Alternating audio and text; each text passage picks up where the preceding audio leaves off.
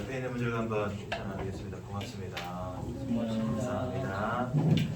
주님 안에서 사랑합니다. 주님께서 사랑합니다. 에베소서 1장 3절 6과 성도의 7가지 축복 저 노란빛 말씀 나누기 원하고요. 에베소서 1장 3절입니다.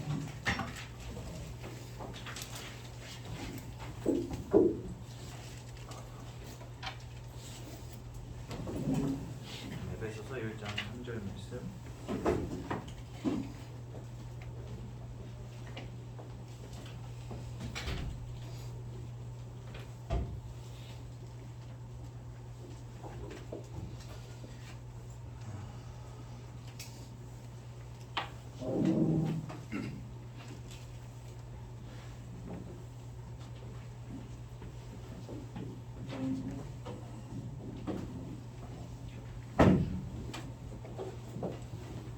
에베소서 1장 3절 말씀 다 찾으셨나요? 우리 한 목소리로 함께 봉독하도록 하겠습니다. 시작. 찬송하리로다. 하나님 곧 우리 주 예수 그리스도의 아버지께서 그리스도 안에서 하늘에 속한 모든 신령한 복을 우리에게 주시되. 아멘.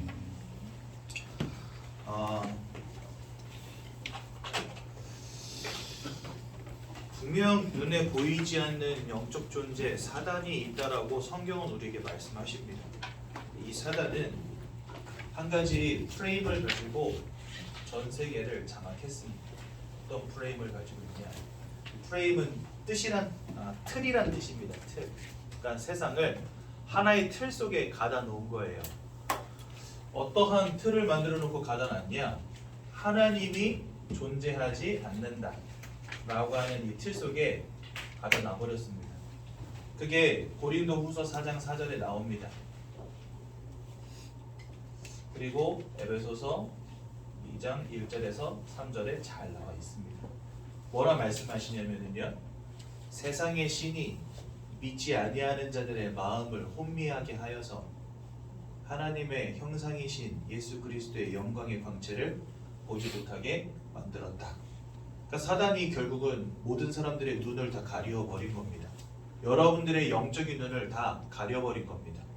그리고 하나님 분명히 계신데 그 하나님을 알지 못하게 만들어버린 거죠. 또 에베소서 2장 1절과 3절에 뭐라 말씀하십니까? 죄와 허물로 우리를 사망 가운데 꽉 붙잡아 버렸어요. 그러면서 어떻게 살아가게 만듭니까? 불순종의 아들들 가운데 역사하는 영을 따라 살게, 세상의 전통을 따라 살게 만들어버렸다. 이렇게 말씀하십니다. 즉 하나님이 없다라는 프레임 속에 여러분들을, 아니 전 세계를 다 가둬버린 겁니다. 그래서요, 너무나 많은 사람들이 헛된 지식을 따라갑니다. 예를 들자면 진화론과 같은, 그렇죠? 성경은 분명히 하나님이 계시고 하나님이 이 땅을 창조하시고 사람을 창조하셨다 그랬는데 세상은 뭐라고 말합니까? 돌틈에서 흘러나온 물이 생명의 원천이 됐다라고 말하고, 바닷속에 있던 아미노산, 단백질 이런 것들이 번개 맞아 세포됐다 이렇게 가르치고요. 결국은 지나해서 유인원이 인간이 되었다라고 가르칩니다. 즉 하나님이 계시지 않고 하나님의 창조를 전면적으로 부인하는 이런 진화론과 같은 거. 그러면서 헛된 철학 따라가게 만들어버립니다. 제가 철학하는 사람들 많이 만나봤거든요. 필리핀에서도 어떤 아가씨 하나 만나서 제가 복음 전했어요. UP대학이라고, 우리나라로 치면 서울대학교 같은 대학이 UP대학이거든요. 그러니까 실력이 있는 거죠, 이 친구가. 여러분 우리나라 서울대학이 100위권 밖에 있는 거 아시죠? 전 세계 대학 랭킹에서. UP대학은 전 세계 대학 랭킹에서 한 30위권 정도 됩니다. 그러니까 굉장히 인정받는 학교죠. 거기에서 철학과를 다니는 친구를 만나가지고 복음을 전했어요. 그랬더니 이 친구가 저한테 뭐라 그러냐면, 철학은 never ending question이래요. 끊임없는 질문이래요. 그래서 지금까지 공부하면서 답을 얻었니? 그러니까 아직도 질문하고 있고 일평생 질문할 거래. 그럼 너는 질문만 하다 끝날 거냐? 이렇게 물어봤거든요. 그랬더니 자기가 배우고 있는 이 철학 철학에 그 유명한 사람들이 있을 거 아닙니까? 저는 뭐 철학 전혀 모르니까 그 철학에 유명한 사람들도 일평생 질문만 하다 끝났대요. 이게 뭐냐? 질문만 하다 끝날 수밖에 없죠. 왜요? 하나님이 없다라고 하는 대전제 속에 갇혀 있는데 어떻게 답을 찾습니까? 그래서 이런 진화론과 같은 헛된 철학과 같은 지식의 메인 세상이 되어버린 겁니다. 또한 종교의 메인 세상이 되었습니다. 아, 그렇게 따지면 기독교도 종교 아닙니까? 이렇게 말씀하실 수 있겠지만 기독교는 종교와 완전히 다릅니다. 그 이유는 조금 이따 설명드릴게요. 종교는 다 뭐냐? 사람이 절대적인 자를 찾아가는 것을 종교라고 합니다. 절대자라고 쓸게요. 즉 하나님과 같은 신적 존재를 찾아가는 게 종교입니다. 그래서요, 다 자기 나름대로의 방법을 강구해요. 예를 들어서 돌을 닦아야 된다. 어떤 사람은 선하게 살아야 된다. 어떤 사람은 착하게 살아야 된다. 인간에게 와 있는 인생의 근본의 문제는 알지 못한 채 그냥 스스로 자기 나름대로 길을 찾는 게 종교예요. 그렇다면 여러분, 복음은 무엇입니까? 이에 반하는 복음은 무엇입니까? 복음은 우리가 하나님께로 가는 게 아닙니다. 하나님이 우리에게 와 주신 게 복음입니다. 왜요? 내가 갈 수 없으니까. 무슨 말인지 이해가 되시죠? 그래서 우리가 범죄하자마자 하나님 뭐라 말씀하셨어요?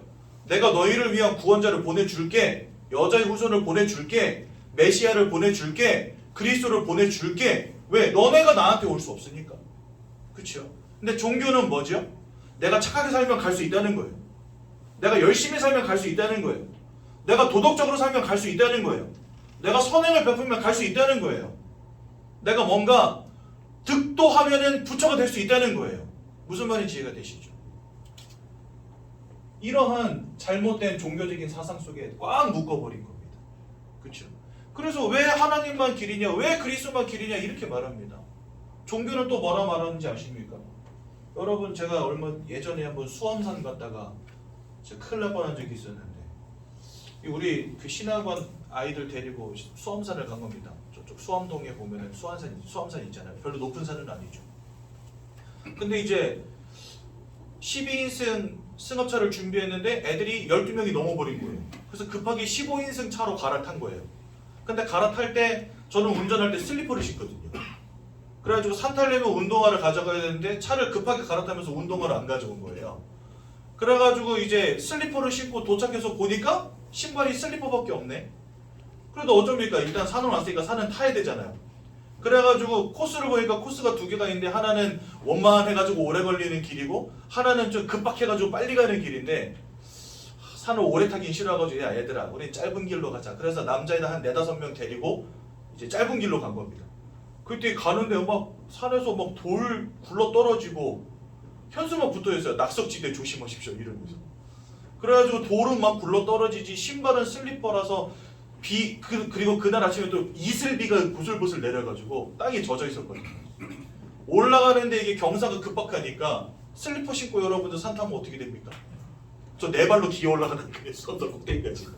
아무튼 꼭대기까지 올라가서 사진 같이 이러고 찍고 내려오긴 했는데, 그날 돌에 맞을 뻔하고 미끄러져 자빠질 뻔하고 난리도 아니었습니다. 근데 보면은요, 산 꼭대기까지 가는 길이 코스 A도 있고 코스 B도 있고 코스 C도 있고 코스 D도 있고 막 이런 식으로 있잖아요. 그렇죠? 종교는 다 똑같다는 거예요. 결국은 여기서 만난다는 겁니다. 어디로 가든지. 이러한 프레임을 딱 씌워가지고 사람들로 하여금 기독교나 불교나 천주교나 다른 종교들이나 다를 게 없다라고 가르치는 겁니다. 이게 누구의 장난입니까? 눈에 보이지 않는 사단의 장난이라는 거예요. 여러분, 과연 기독교가 종교입니까? 많은 사람들 열심히 살면 천국 가고 열심히 살면 구원받는다고 여기지만 성경은 그렇게 말씀하시지 않습니다. 죄와 사망의 법에 묶였던 너희를 예수 그리스도께서 해방하셨느니라. 내가 그 길이요 진리요 생명이니 나로 말미암지 않고는 아버지께로 올 자가 없느니라. 즉 하나님이 나를 위해서 예비하시고 보내주신 그리스도 예수가 아니고서는 우리 구원받을 수 없다는 겁니다. 내가 하나님께로 가는 게 아닙니다. 하나님이 내 인생에 찾아와 주셔야 된다는 거예요. 그래서 여러분들, 복음은 종교와 완전 다른 것입니다. 근데 사단은요 이걸 헷갈리게 만들어버려요. 세상 사람들 그냥 뭐 뭐 기독교가 A면 뭐 천주교는 B고 그다음에 불교는 C고 뭐 알라 그 뭡니까 이슬람교는 D고 뭐 이런 식으로 이해하게 만들어 버리는 거예요. 하나님이나 알라나 뭐 다 똑같은 존재고 그냥 착하게 살면 구원 받는 거고 복음을 완전히 희석시켜서 진짜 영적인 진실이 뭔지를 깨닫지 못하는 게 누구냐? 못하게 하는 게 누구냐? 그게 바로 사단이라는 겁니다. 여러분들 이런 프레임에 전 세계가 완전히 잡혀 있는 거예요. 그래서 기독교를 배타적이라고 욕하고 왜 니들만 맞냐라고 욕하게 만들어 버리는 겁니다. 세상 사람들이. 여러분 제가 항상 말씀드리죠. 좋은 것은 좋은 것이지만 좋은 것이 진리일 수는 없다. 이거 항상 말씀드리잖아요. 여러분 종교적인 기능 참 좋은 겁니다. 막 왠지 저 산에 가서 절에 앉아 있으면 뭔가 평안하고, 그죠? 뭔가 심신이 안정되는 것 같고, 근심도 떠나가는 것 같고, 얼마나 좋습니까? 좋은 기능들이 있단 말이에요. 종교도 분명히. 그런데 그 종교가 진리일 수는 없다는 거예요. 이게 중요한 겁니다, 여러분. 세상에 좋은 건 많습니다. 하지만 그 좋은 것들이 다 진리는 아니라는 겁니다. 좋은 것과 진리를 혼동하면 안 돼요. 근데 사단은 좋은 것과 진리를 혼동하게 만들어 버린다니까요. 그래서 여러분 이게 바로 사단이 만들어 놓은 틀이라는 사실 기억하셔야 됩니다. 또한 세 번째, 전통이라고 하는 이름으로 뭐 하게 만드냐? 우상 숭배하게 만들어 버립니다. 곳곳에 이것저것 세우고 깎아놓고 빌고 절하고 드리게 만들고요. 그 다음에 부모님께 효도한다라고 한 명목으로 제사상 차려놓고 그것들 앞에 빌게 만들고, 돼지머리 삶아다 놓고 그것들 앞에 고사 지내게 만들어 버립니다. 고린도전서 10장 20절 뭐라 말씀하십니까? 그것이 귀신과 교제하는 행위니라 이렇게 말씀하십니다. 또 출애굽기 20장 4절에서 5절 뭐라 말씀하십니까? 나를 미워하는 자들의 죄를 갚되, 미워하는 자들을 뭐라 표현하셨냐? 우상 숭배하는 자들이라 하셨어요. 하나님이 아닌 다른 것을 섬기고 하나님이 아닌 다른 것을 절하고 하나님이 아닌 다른 것을 섬기는 모든 행위, 하나님을 미워하는 행위라 그랬거든요. 아비로부터 아들 3, 4대 이르기까지 저주와 재앙이 임할 것이다 분명히 말씀하셨습니다. 그런 이런 전통이라고 하는 이름으로 계속해서 우상 숭배 시키는 겁니다, 여러분. 여러분들 가정 가문에서는 어떤지 잘 모르겠어요. 저희 집에서도 1년에 10번씩 제사 지내고 그랬습니다. 막 오랫동안 종교 따라 살았습니다. 제 일평생은요 지나던 속이 있었습니다. 솔직히 말하면. 복음을 제대로 깨닫기 전까지는 저도 유인원이 사람 된 줄 알았다니까요. 하도 원숭이가 사람 됐다고 우리가 뭐라 하니까 이제는 말을 바꿨어.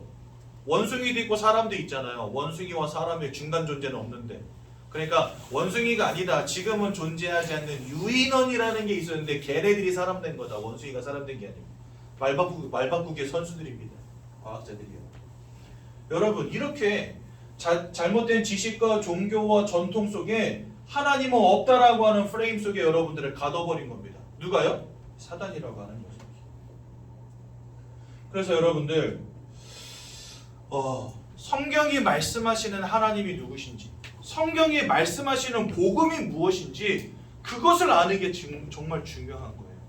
내 나름대로 인생을 열심히 사는 것 그것도 참 중요하지만, 내 나름대로 뭔가 길을 찾는 것 그것도 참 중요하지만 그것만으로는 부족해요. 왜요? 우리의 지혜와 명철로는 영적인 지식들을 알 수 없기 때문에. 그래서 어리석은 자는 그 마음에 이르기를 하나님이 없다 하는도다 말씀하셨고요. 하나님은 분명히 살아계시고 우리가 하나님을 아는 영적 지혜는 그리스도 예수를 통해서만 오는 것이기 때문에 너의 지혜와 명철을 의지하지 말라 하나님 또한 말씀하십니다. 즉 나의 지혜와 명철로 알 수 없는 그 하나님, 그렇죠? 세상 사람들은 다 없다 말하는 그 하나님을 아는 유일한 방법은 하나님 주신 성경과 복음을 우리가 참고하고 듣는 것밖에는 방법이 없다는 겁니다. 그래서 여러분들 오늘도 저와 같이 말씀을 나누시면서 이 하나님은 없다라고 하는 이 프레임으로부터 여러분들 빨리 빠져나오시기 바랍니다. 이것을 깨는 것이 정말 중요한 거예요. 이것을 깨기 위해서 우리가 들어야 되는 게 복음인 거예요. 그래서 여러분들 오늘도 진짜 복음 들으시면서 그 복음 안에서 나를 발견해야 됩니다. 그 복음 안에서 내 인생을 발견해야 됩니다. 그 복음의 눈으로 세상을 볼 수 있어야 됩니다. 그래야지만 여러분들 진짜 하나님을 믿어야 될 이유, 내가 예배 축복 가운데 들어가야 될 이유, 예수를 만나야 될 이유가 진짜 보여지기 시작하는 거거든요. 그러지 않으면요 기독교가 그냥 이거 중에 하나 돼버려요. 아이고 뭐 좋은 말씀 좋네요 이러면서 그냥 교회에서 아우 나는 교회가 맞아 말하면서 산은 너무 높아가지고 올라가기 싫고 천주교는 너무 거룩해가지고 나 같은 사람 가면 안 될 것 같고 여기 오니까 비슷한 사람 많아가지고 좋네. 저 이런 분들도 만나봤다니까요. 산은 높아서 싫대. 자기는 운동이 싫은데 절은 산으로 가야 되잖아요. 근데 요즘에는 도심에도 많이 생겼던데 그러니까 그래요? 그러니까 이 종교 중에 하나로 보는 거예요. 그냥 기독교를. 정말 영적인 너무나 놀라운 지식의 보화가 감추어져 있는 복음을 그냥 이런 진화론에 묻히게 만들고 종교에 묻히게 만들고 전통에 묻히게 만들어서 결국 하나님 없다라고 하는 이 프레임으로부터 벗어나지 못하게 만드는 겁니다. 누가요? 그게 사단의 역사라는 거예요. 교회들조차도 복음 말하지 않는 시대가 되었다라고 하지 않습니까, 여러분? 여러분 요즘에 가장 많이 팔리는 목회 관련 서적들이 뭔지 아세요? 외국에서 예를 들어서 여러분들 그런 거 아시죠? 그 뭐죠? 호주에 있는 아주 찬양으로 유명한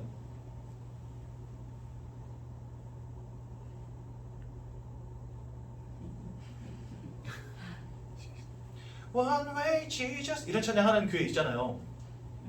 제가 그 교회를 욕하고 싶은 게 아니고 이런 교회들을 벤치마킹한 사람들이 어떤 책을 써내냐? 교회는 마케팅이다 이렇게 써놨다니까. 여러분 진짜 교회가 마케팅입니까? 교회 오는 많은 사람들의 수준에 맞춰서 교회 안에 인테리어도 바꾸고 시설도 갖추고 적극적으로 홍보하고 마케팅 해야지만 살아남을 수 있다 이렇게 말한다니까요. 진짜 그렇습니까 여러분? 교회는 영적으로 생명을 전달하는 곳이잖아요.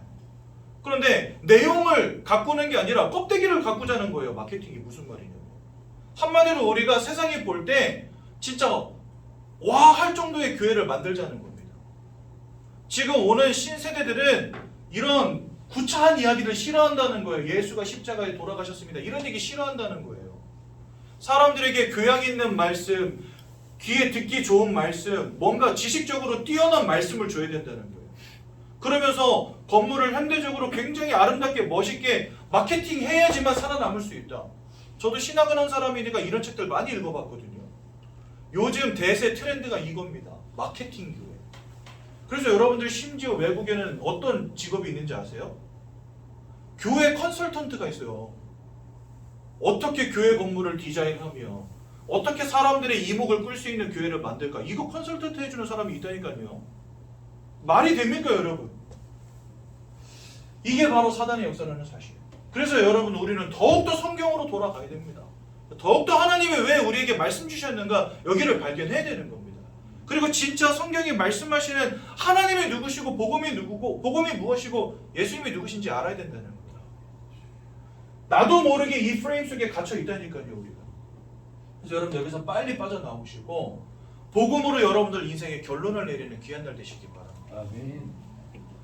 여러분 진짜 너무 정말 오늘 제가 한이 돼서 말씀드리는데요. 예수님 이 땅에 어떻게 오셨는지 아십니까?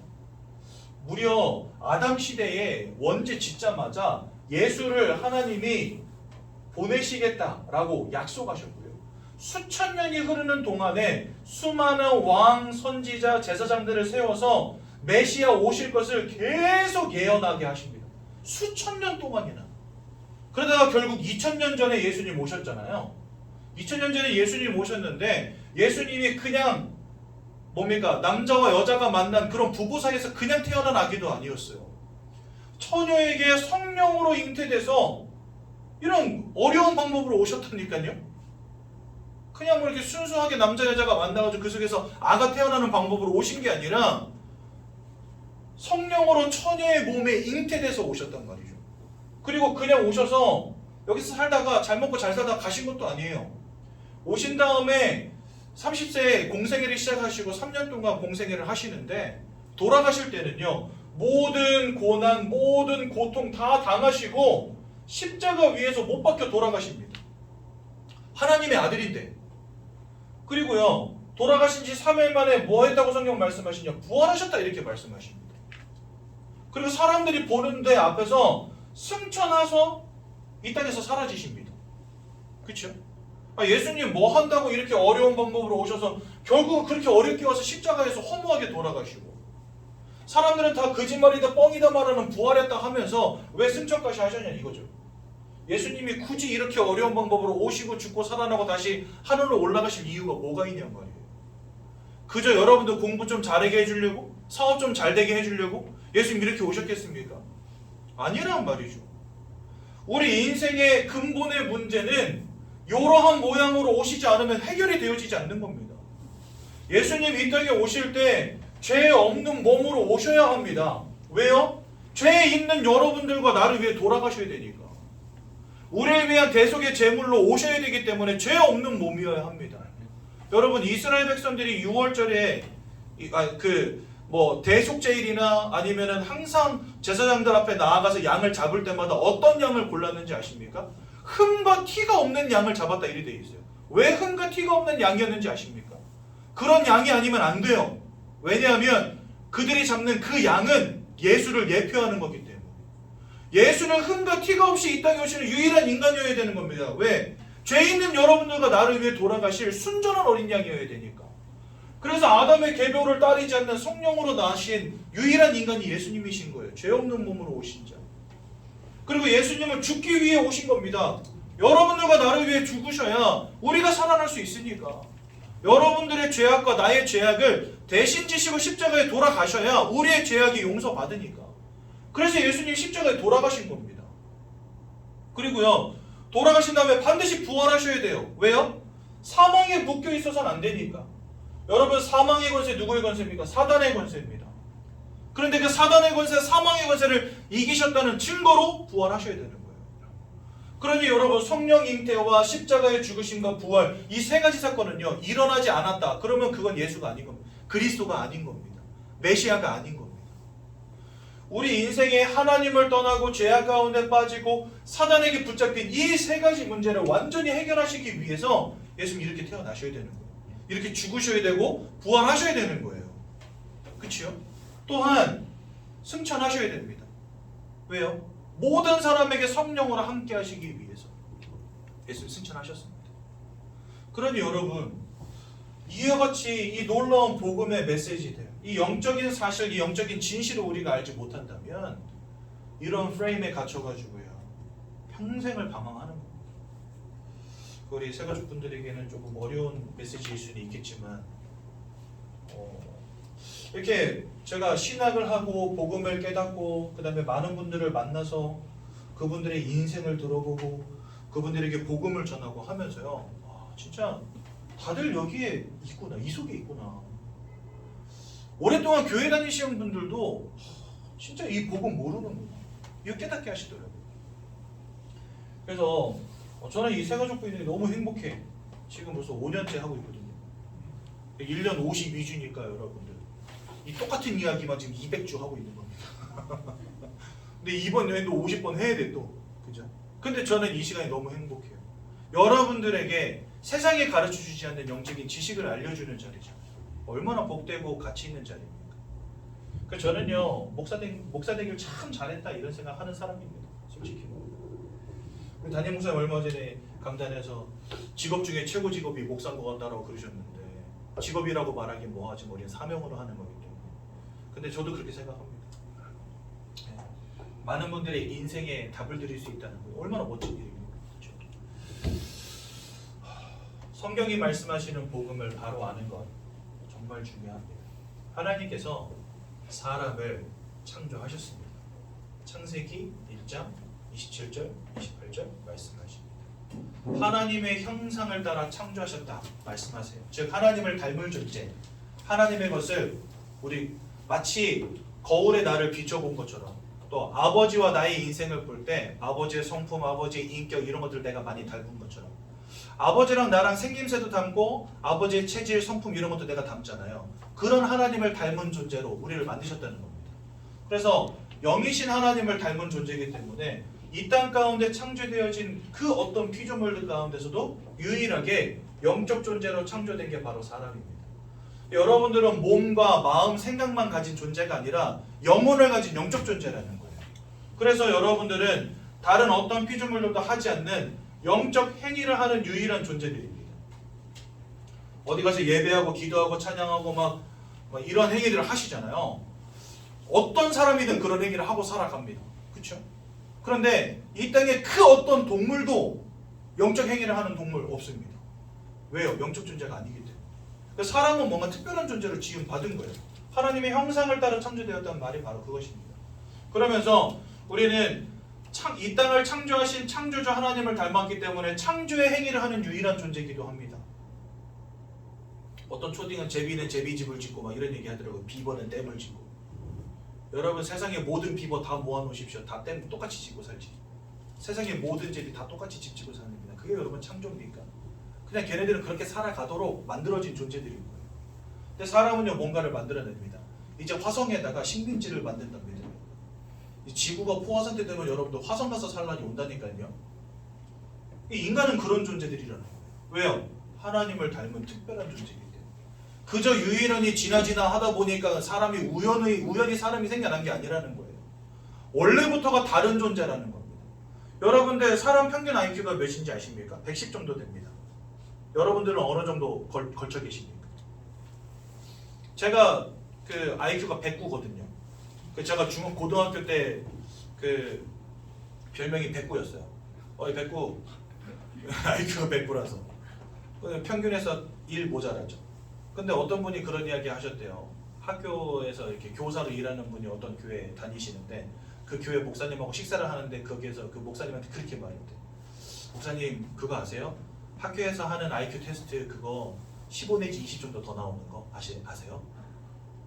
저는 그렇게 따지면 몇인데요? 20이 더 나왔으면 89죠. 89.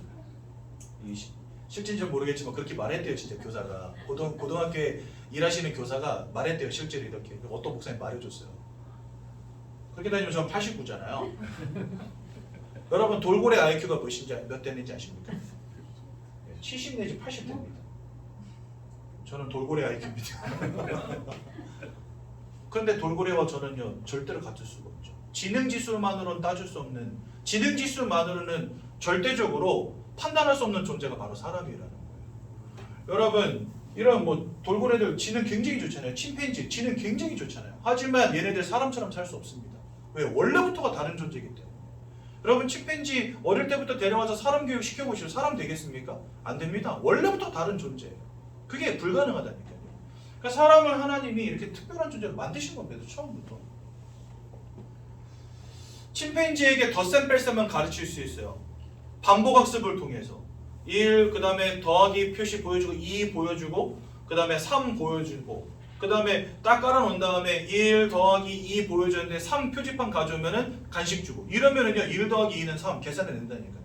근데 백날 가르쳐도 절대 안 되는 거 예배는 가르칠 수 없어요. 왠지 아십니까? 영적 존재가 아니기 때문에. 그렇죠? 그러니까 하나님이 이렇게 만드신 이유가 무엇일까요? 거기에는 하나님이 원래부터 갖고 계셨던 원리가 있습니다. 예를 들어서 물고기는 물이라고 하는 절대적 원리를 주신 거고 나무는요 땅속에다가 뿌리를 내리는 거예요. 물이라고 하는 절대적인 원리예요.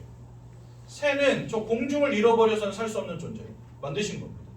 그것처럼 사람을 만드실 때 사람에게도 한 가지 절대적인 원리를 주기 위해서 영적 존재로 만드신 거예요. 영이신 하나님을 알고 하나님과 함께하는 존재로 살아가라고 하나님을 아는 영적 존재로 만드신 겁니다.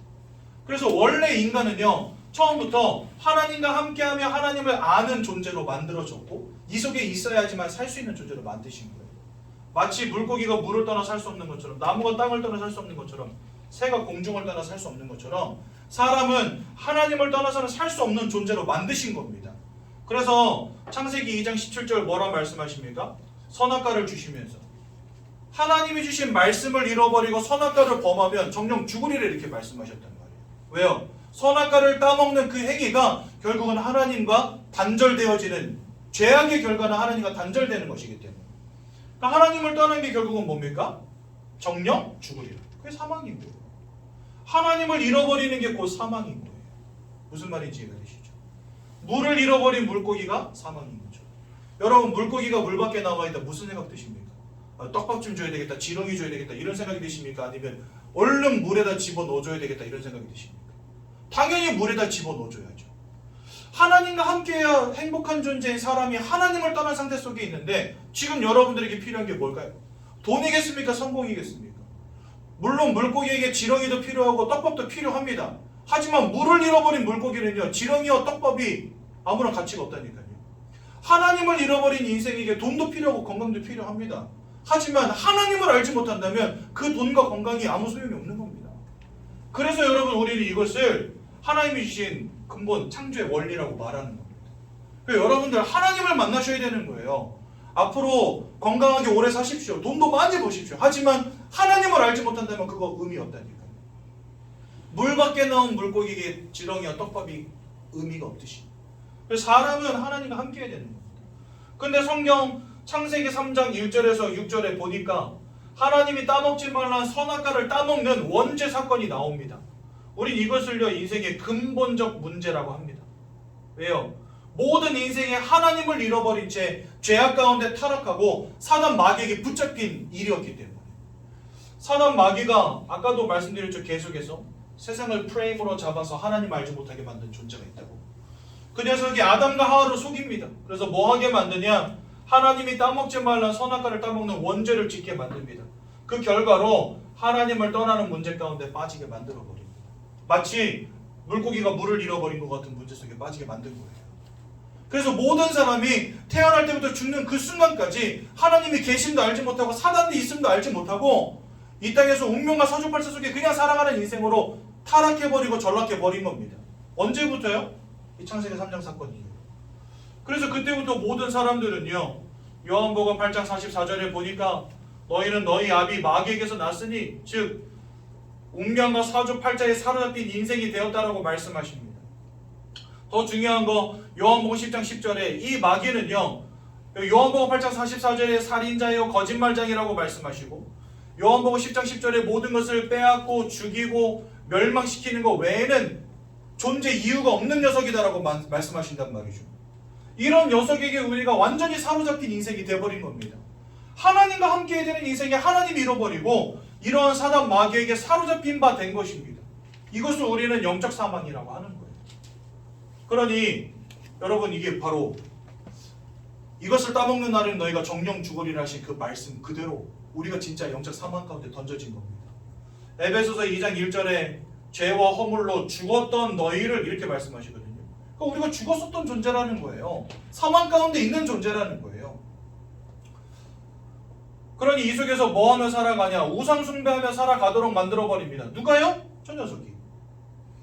하나님께 가는 영광과 찬송을 자기가 가로채고 마치 이것이 불행을 막아주고 문제를 막아주고 축복을 불러오는 것처럼 속이면서 열심히 깎아놓고 절하고 빌고 드리고 하게 만들지만 결국 고린도전서 10장 20절, 그것이 사단을 따르는 귀신의 존재들과 교제하는 일입니다. 우상 숭배하면 할수록 여러분 인생이 무너질 수밖에 없습니다. 가정 가문이 병들 수밖에 없습니다. 여러분이 꼭 기억하셔야 돼요. 그래서 사단은 계속해서 운명과 사주팔자 속에서 우상 숭배하며 살아가도록 합니다. 그러다 보니 그 마음과 생각이 자꾸 무너지게 하는 겁니다. 여러분, 사람은 영혼을 가진 존재, 마음을 가진 존재, 육신을 가진 존재예요. 그런데요, 이 마음과 육신이 서로 작용합니다. 서로에게. 그렇죠? 여러분, 마음이 약해지면 육신이 병들고 육신이 병들면 마음도 약해집니다. 그렇죠? 그러니까 서로 유기적으로 결합된 존재가 누구냐? 사람이라니까요. 마음과 육신 하나로 뭉쳐 있어요. 그런데 여기에 더해서 영혼이 마음과 육신과 하나로 뭉쳐져 있어요. 그게 사람입니다. 마음과 육신이 서로 영향을 주듯이 영혼도 마찬가지입니다. 여러분. 영혼도 여러분들의 마음과 여러분들의 육신에 영향을 끼친다는 거예요.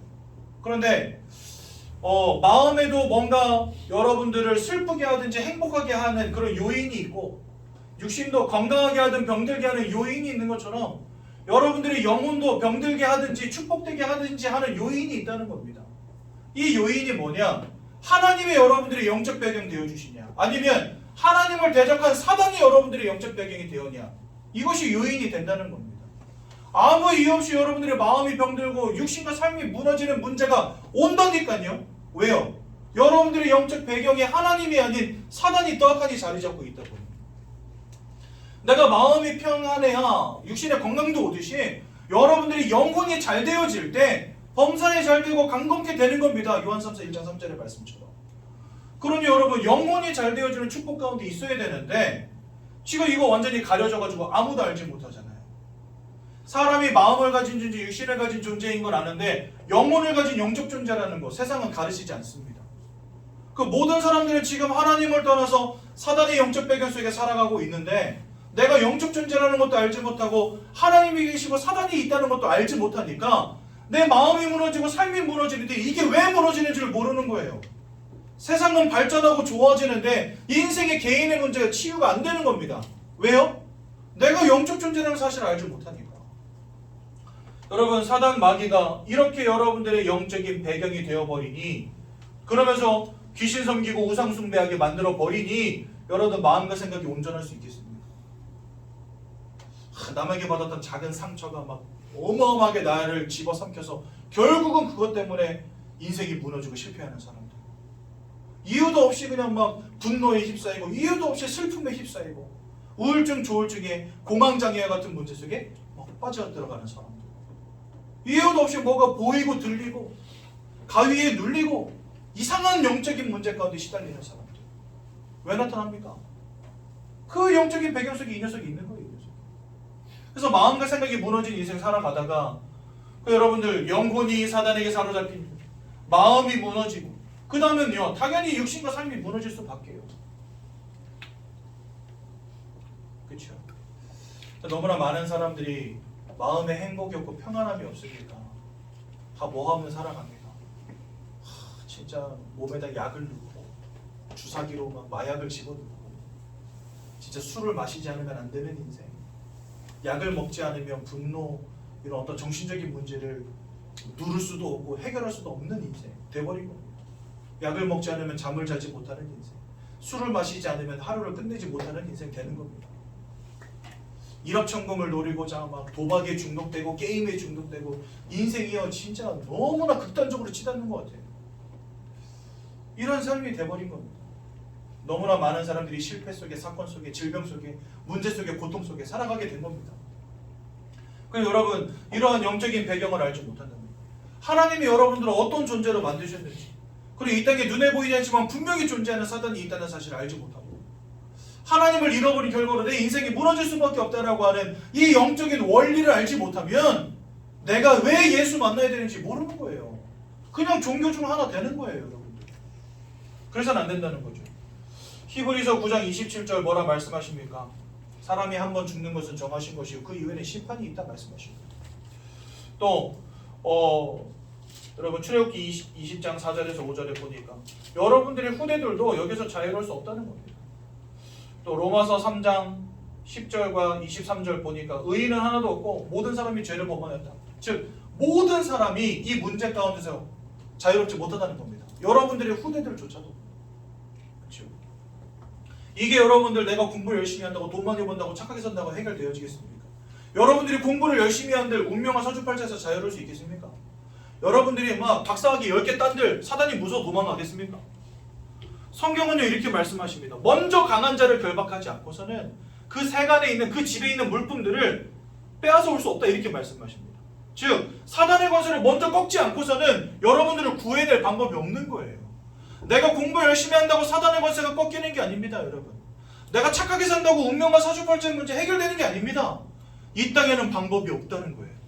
그래서 여러분들 종교는 너의 열심으로 노력으로 찾아가면 된다라고 가르치지만 이런 영적인 원리를 안다면 절대 그 소리 못하죠.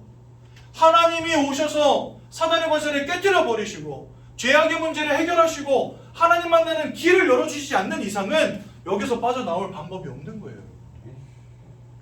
그래서 예수님이 아까 말씀드린 것처럼 성령으로 잉태된 몸으로 오셔서 고난당하시고 고통당하시고 십자가에서 죽으시고 부활하시는 이런 일련의 과정들을 다 겪으신 겁니다. 왜요? 그래야 하지 않고는 여기서 빠져나올 방법이 없으니까.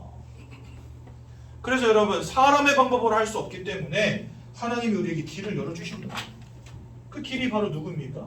네, 그분이 예수님이십니다. 요한일서 3장 8절에 보니까 뭐라 말씀하십니까?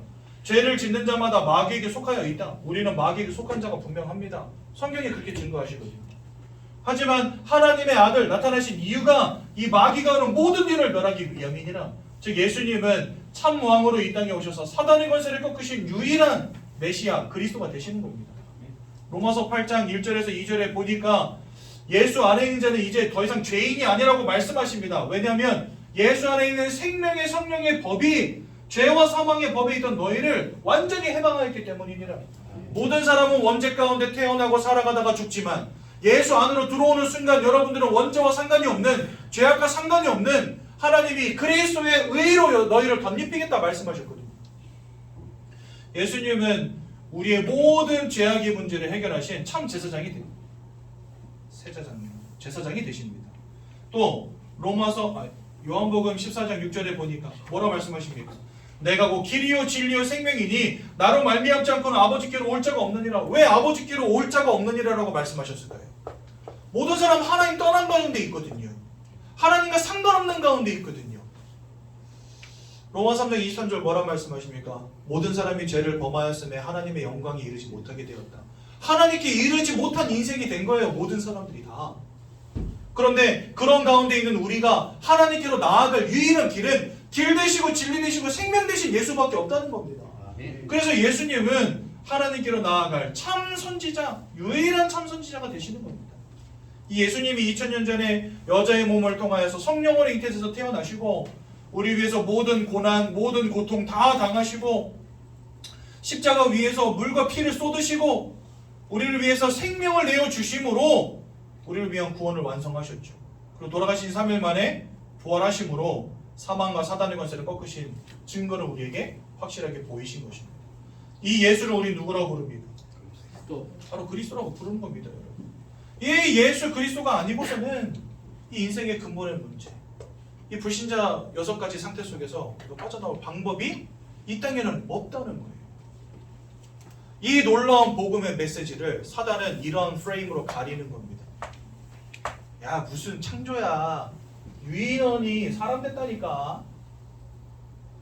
우리가 영적 존재인데, 하나님을 닮은 영적 존재인데 그런 건 보지 못하는 거예요. 왜? 내가 영적 존재라는 것 자체를 부인하거든요. 마음과 육신을 가진 존재인 것은 알지만 영혼을 가진 영적 존재라는 사실을 완전히 부인하거든요. 그러니 진화론 창조를 가리는 겁니다. 그렇죠? 종교를 가지고 기독교나 불교나 천주교나 다 똑같은 거야. 결국은 다 한 곳에서 만나는 거야. 뭘 믿든 상관없는 거야. 라고 가르치면서 예수 그리스도의 유일성을 폄하하고, 그렇죠?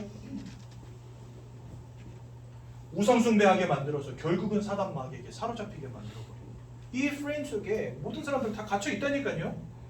그러니 이런 영적인 진실을 알려줘도 모르는 것입니다. 알려주는 곳도 없거니와 알려줘도 모르는 거예요. 안타깝죠. 여러분들 참 복된 자리에 오신 겁니다. 누가 이런 거 가르쳐 줍니까? 더더군다나 공짜. 강의료도 안 받아. 그죠? 이 좋은 거 가르치는데 솔직히 대학에서 강의하면 여러분들 강사료 받아야 되는 거거든요. 그렇지 않습니까? 이 좋은 걸 가르치는데 강의료도 없어. 출석 체크도 안 해. 심지어 숙제도 없습니다. 여러분. 얼마나 좋습니까? 예수를 믿는 자마다 하나님의 자녀가 되는 권세를 주신다 말씀하십니다. 예수를 믿을 때 사망에서 생명으로 옮겼느니라 요한복음 5장 42절 분명히 말씀하십니다. 5장 24절 분명히 말씀하십니다. 여러분들 사망에서 생명으로 옮겨지는 유일한 길이 바로 예수님. 예수님을 떠나 하나님을 떠나 여러분들에게 와 있는 이 영적 사망으로부터 완전히 해방되어지는 참된 축복을 오늘 예수를 영접함으로 받으시기 바랍니다. 하나님 아무것도 요구하지 않으세요. 그냥 믿고 영접하면 된다 말씀하십니다. 집 팔아서 땅 팔아서 헌금해라 그런 거 하나님 한 번도 말씀하신 적이 없습니다. 하나님은요 구원을 사는 게 아니기 때문에, 구원은 하나님의 은혜로 주시는 것이기 때문에 은혜로 받으면 됩니다. 공짜로 받으면 됩니다. 뭐 어렵습니까? 시간 듭니까? 여러분들 뭐 열심히 필요합니까? 아니에요. 그냥 은혜로 받으면 돼요. 왜? 은혜를 주셨으니까. 그렇죠? 오늘 이 시간 예수를 마음속에 영접하여 하나님의 자녀들은 축복 누리시기 바랍니다. 두 손을 모으시고 두 눈을 감으시고 제가 기도할 때 저의 기도를 따라서 함께 기도하시면 되겠습니다. 사랑의 하나님, 하나님, 저는 죄인입니다. 저는 죄인입니다. 제가 왜 고난 당하는지, 제가 왜 고난 당하는지, 왜 원치 않는 문제 당하는지 왜 원치 않는 문제 당하는지 알지 못한 채 살아왔습니다. 알지 못한 채 살아왔습니다. 이것이 하나님 떠난 문제임을, 이것이 하나님 떠난 문제임을, 죄와 저주의 결과임을, 죄와 저주의 결과임을, 사단에게 사로잡힌 결과임을 사단에게 사로잡힌 결과임을 깨닫게 되었습니다. 깨닫게 되었습니다. 이런 저를 구원하시기 위하여 이런 저를 구원하시기 위하여 예수님께서 이 땅에 오셔서 예수님께서 이 땅에 오셔서 고난당하시고 고통당하시며 고난당하시고 고통하시며 십자가 위에서 죽으심으로 십자가 위에서 죽으심으로 우리를 위한 구원을 완성하심을 믿고 우리를 위한 구원을 완성하심을 믿고 제 마음속에 영접합니다. 제 마음속에 영접합니다. 저를 하나님 자녀 삼아주시고 저를 하나님 자녀 삼아주시고 하나님 자녀로서 이 땅 가운데서 승리하게 하옵소서. 하나님 자녀로서 이 땅 가운데 승리하게 하옵소서. 예수님의 이름으로 기도드렸습니다. 예수님의 이름으로 기도드렸습니다. 아멘. 오늘 육과 말씀인데 간단하게 눈으로 한번 보고 끝내겠습니다. 제가 중요한 내용들을 다 전달했기 때문에 육과 내용 간단하게 보고 끝내겠습니다. 이제 구원받은 여러분들에게 성령이 함께 하십니다. 이전까지는 사단이 나의 영적 배경이었다면 여러분들의 영적 배경이 하나님으로 바뀌어진 것입니다. 얼마나 감사한 일입니까? 그 하나님은 여러분들 떠나지 아니하시고 영원히 함께 하시겠다 말씀하십니다. 또한 그냥 계시는 게 아니에요. 여러분들의 인생을 인도하신다고 말씀하십니다. 여러분들 모든 것을 가르치시고 생각나게 하시고 또 평안함을 주시겠다. 요한복음 14장 말씀하십니다. 또 성령으로 역사하십니다. 여러분들이 기도할 때 응답하신다는 거예요. 여러분들을 위한 응답의 문을 예비하시고 여러분들이 구하는 것을 들으시고 하나님께 간구하는 분이 누구냐? 바로 성령 하나님이시다. 그리고 여러분들의 기도를 하나님 들으시고 응답하시는 겁니다. 또 성도에게 권세를 주십니다. 어떤 권세를 주시냐? 우리와 함께 하신다 말씀하셨어요. 그래서 결국은 귀신을 내어쫓는 권세를 주시겠다 말씀하셨습니다. 즉 사단의 권세가 더 이상 여러분들을 어찌할 수 없는 그런 인생으로 바뀌어진 겁니다. 또한 여러분들이 가는 곳마다 천군 천사를 동원해서 여러분들 지키시겠다 약속하십니다. 히브리서 1장 14절에 보니까 구원받은 주의 자녀들을 위해서 하나님이 부리시는 영이 바로 천사다 이렇게 되어 있습니다. 우리가 천사를 부리는 건 아니에요. 하나님이 천사를 부리십니다. 누구를 위해서요? 구원받은 후사들을 위하여, 여러분들을 위하여 부리신다는 겁니다. 또 빌립보서 3장 20절에 보니까 우리의 시민권은 천국에 있다 말씀하십니다. 그래서 이 땅 위에서 이미 누리는 축복이 바로 천국이다. 여러분 천국은 죽어서 가는 곳이 아닙니다. 하나님과 함께하는 그곳이 곧 천국입니다. 여러분들 마음속에 이제 하나님이 함께 하시니까 우리는 저 영원한 천국에 들어가기도 전에 이 땅 가운데서 천국을 누리는 사람들이 된 겁니다. 왜요? 하늘나라 시민권을 여러분들에게 주셨다 이렇게 되어 있거든요.